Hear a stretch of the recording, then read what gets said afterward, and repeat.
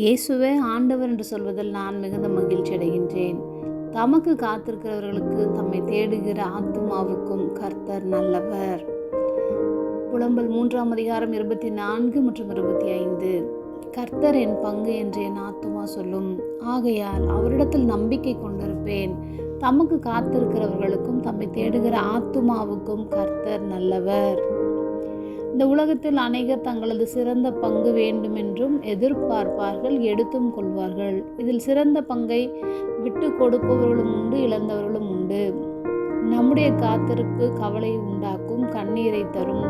பல காரியங்களுக்கும் பல மக்களுக்கும் பதிலை சொல்ல வேண்டிய சூழ்நிலை, பதில் சொல்ல முடியாமல் தவித்த சமயம் உண்டு.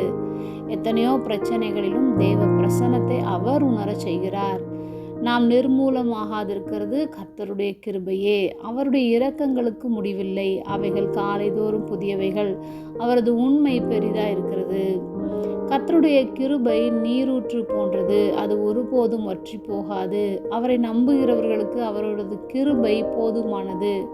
பலவீனத்திலும் அவருடைய கிருபை பூரணமாய் விளங்கும்.